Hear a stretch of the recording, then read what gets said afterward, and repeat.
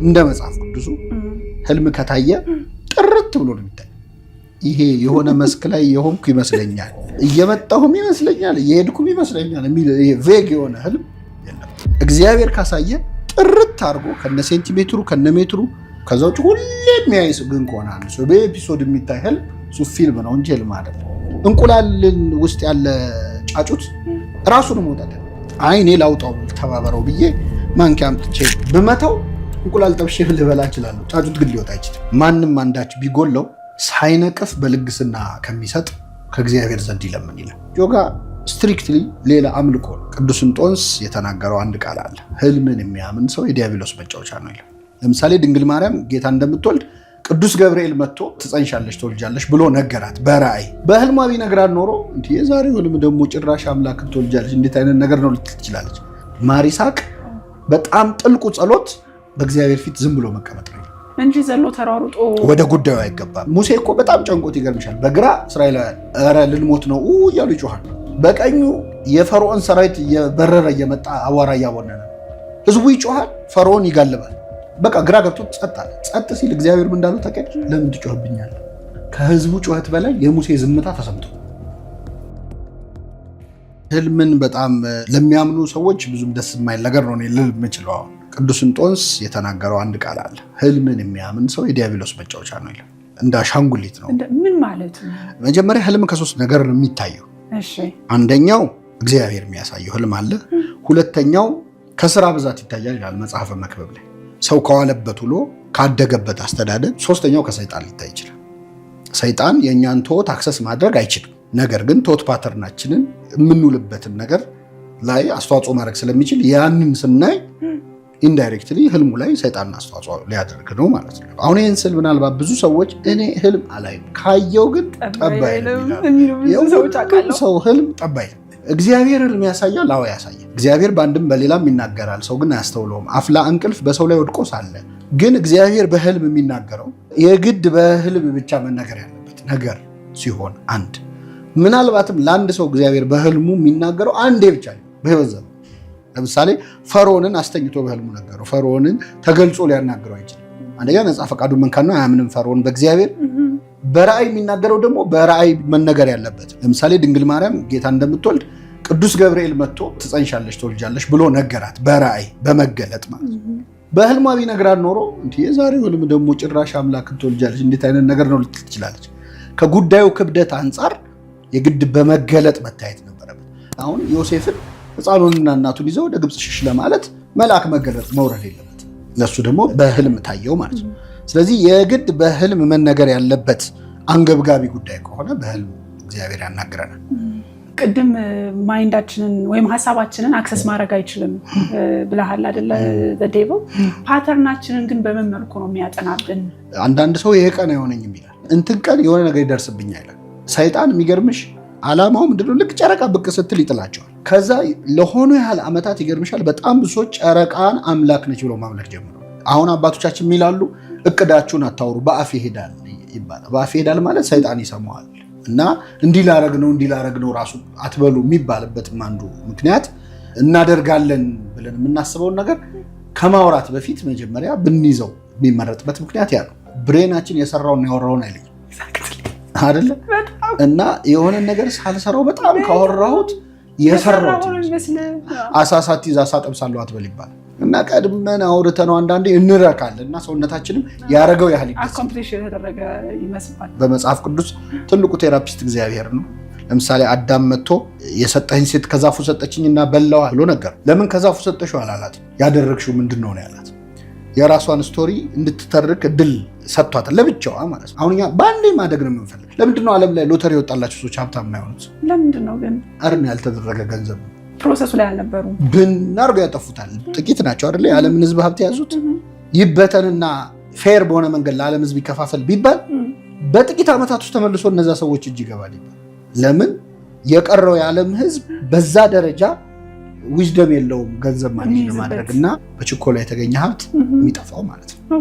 እንቁላልን ውስጥ ያለ ጫጩት ራሱን መውጣት ያለ አይኔ ላውጣው ተባበረው ብዬ ማንኪያ አምጥቼ ብመታው እንቁላል ጠብሼ ልበላ እችላለሁ። ጫጩት ግን ሊወጣ አይችልም። ስለዚህ አንዳንዱ ስራ ፕሮሰስ ነው። እኔን እየሰራኝ መምጣት አለበት እና ፕራክቲስ በጣም በጣም ወሳኝ ነገር። ፕሮሰሱን ግን መጥላት የለብኝም ወዳጅሽ ነው እያልከኝ ነው። እየሰራኝ ነው ያለው። ፒተርሰንም እኮ እንደሱ ይላል አይደል? የትናንሽ ዶፓሚን የሚሰጡንን ነገሮች ማዘግየት ካለመድን ራሳችንን መግዛት አንችልም ወይም ዲስፕሊንድ መሆን አንችልም ይላልና አሁን ካልከው ነገር ጋር በጣም ተስማማለኝ። ሌላኛው እንደ መጽሐፍ ቅዱሱ ህልም ከታየ ጥርት ብሎ ነው የሚታየው። ይሄ የሆነ መስክ ላይ የሆንኩ ይመስለኛል፣ እየመጣሁም ይመስለኛል፣ እየሄድኩም ይመስለኛል የሚል ቬግ የሆነ ህልም የለም።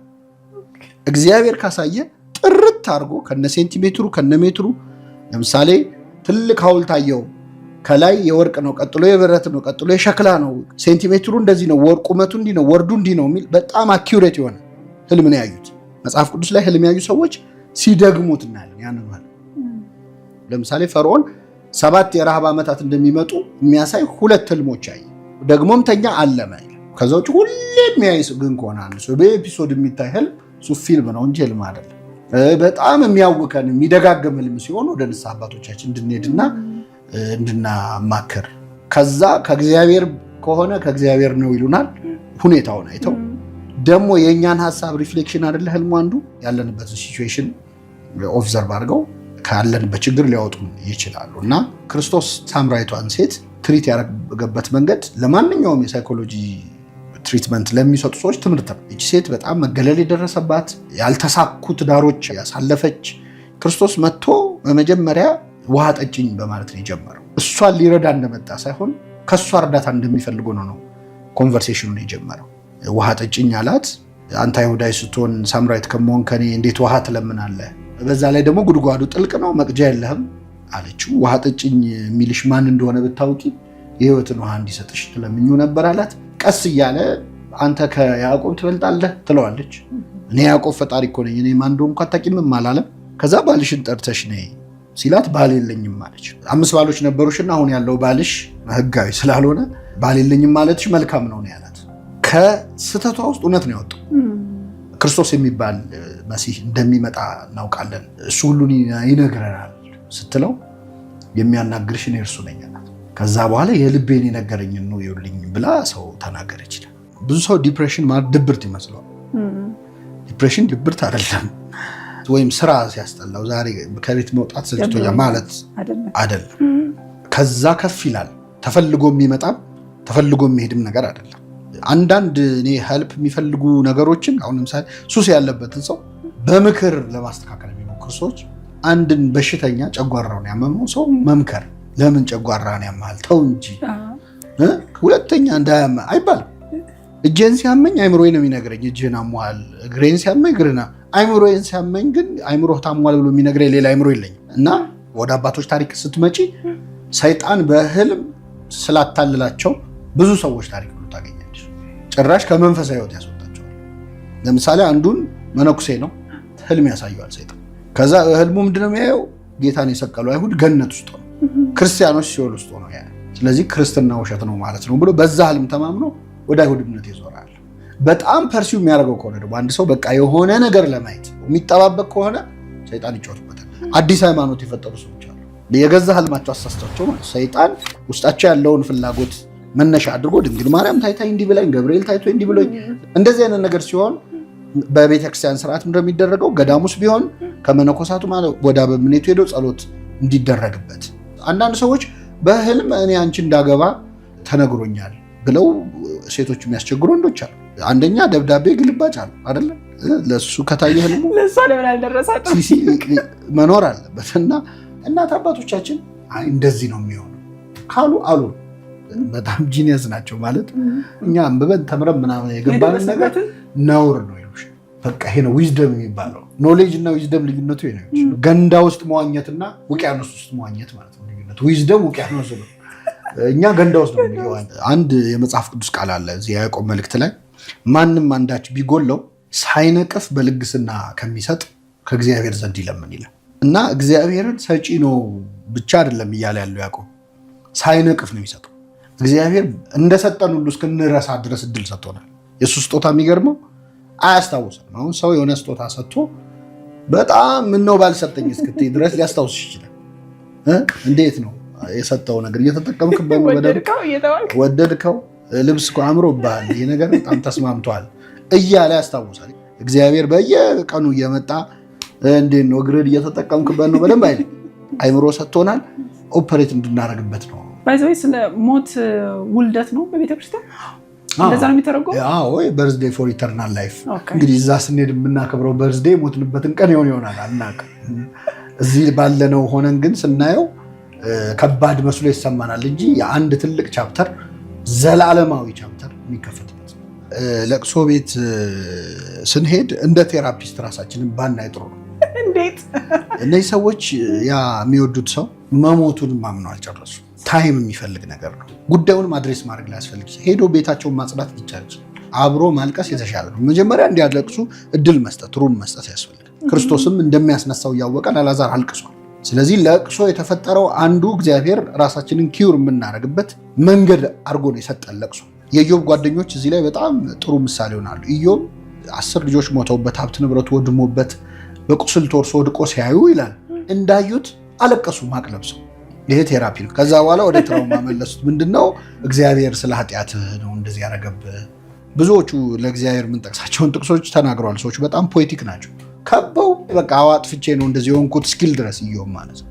በጣም የሚገርምሽ ግን ታሪኩ ሲያልቅ እግዚአብሔር መጥቶ እግዚአብሔርን ደግፈው ነው የተከራከሩት የኢዮብ ጓደኞች። ቁጣዬ በእናንተ ላይ ነዷል ነው ያላቸው። ምን አግብቷችሁ ነው? እግዚአብሔር እንዲህ ላረግ ብዬ ነው እንዲያረኩበት ሰውየው ላይ በለው ብሎ አላከ። ወሬ ይቀይራሉ ሰዎች። አሁን ስለሞተው ሰው ሲነሳ ወሬ ወደ ሌላ፣ በተለይ ልጆች ላይ የሚፈጸም በደል ልነግርሽ አልችልም። ህፃናት አንደኛ እንዳይነገራቸው ይባላል። ውጭ ሀገር ሄዳለች፣ ክፍለ ሀገር ሄዶ ነው ነገ ይመጣል። ልጆቹን ማሰቃየት ማለት ነው። መቼስ ብንነግራቸው ወደ እግዚአብሔር ሄደ ነው። ትልቅ ሆኖም ቢነገረው ወደ እግዚአብሔር ሄደ ነው የምንለው። ሌላ ምን ኤክስፕላኔሽን አለን ስለሞት? ቁጭ አድርጎ ያንኑ ኤክስፕላኔሽን ነግሮ አልቅሰው ጮኸው ቁርጣቸውን ያውቃሉ። ሌላው ደግሞ በጣም ዚስ ዴይስ በተለይ ዌስተርኑ ዓለም ስለ ማይንድፉልነስ በጣም ይነገራል። ኢትዮጵያዊ ማይንድፉልነስስ የለም ወይ? ምክንያቱም ስለ ዮጋ ሲወራ የራሱ የሆነ ሌላ ስፒሪቹዋል ኤሌመንት ስላለው የሆነ ነገር ሳያጣርስ ፕራክቲስ ሊደረግ አይችልም። ምን መፈለግ ራሱ እኮ ያስፈልገውም። አንደኛ አሁናዊነት ወይም አሁን ላይ መሆን ነው አይደለ? ዋነኛ ሚሽኑ የምንጸልየው ጸሎት ከአባታችን ይጀምራል። ማይንድፉልነስ አባታችን ወይ በሰማያት የምትኖር ብዬ የዕለት እንጀራችንን ዛሬ ስጠን ነው የምለው።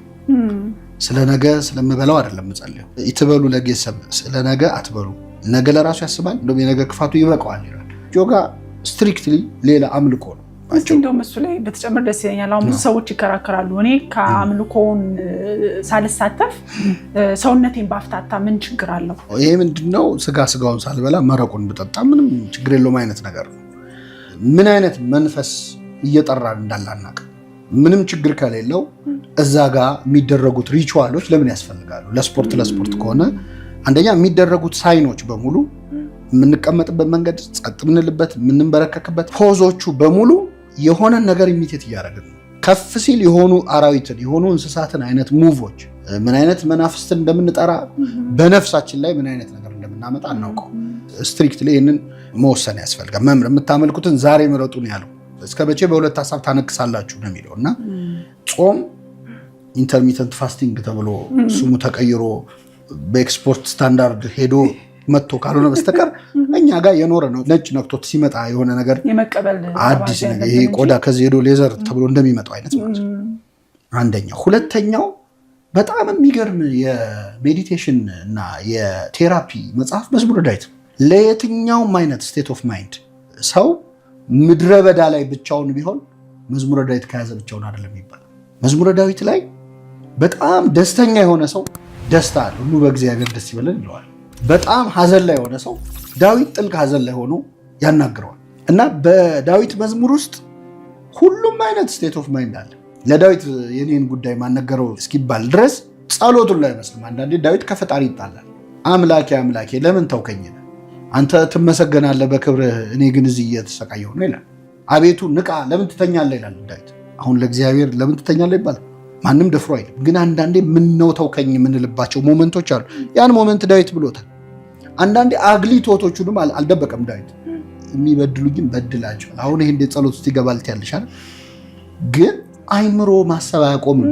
ስለዚህ ዳዊት ከእግዚአብሔር የሸሸገው ሐሳብ የውስጥ ሐሳቡን እግዚአብሔር ፊት አፈሰሰው። እኛ ትልቁ ሜዲቴሽን ጸሎት ነው።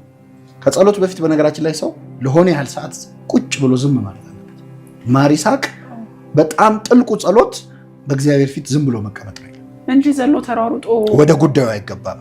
መጀመሪያ አንተና እግዚአብሔር ብቻችሁን ጸጥ በሉ እስቲ። ሙሴ እኮ በጣም ጨንቆት ይገርምሻል። በግራ እስራኤላውያን ኧረ ልንሞት ነው እያሉ ይጮሃል። በቀኙ የፈርዖን ሰራዊት እየበረረ እየመጣ አቧራ እያቦነነ ነው። ህዝቡ ይጮሃል፣ ፈርዖን ይጋልባል። በቃ ግራ ገብቶት ጸጥ አለ። ጸጥ ሲል እግዚአብሔር ምን እንዳለው ታውቂያለሽ? ለምን ትጮህብኛለህ? ምንም አላለም ሙሴ። ከህዝቡ ጩኸት በላይ የሙሴ ዝምታ ተሰምቶት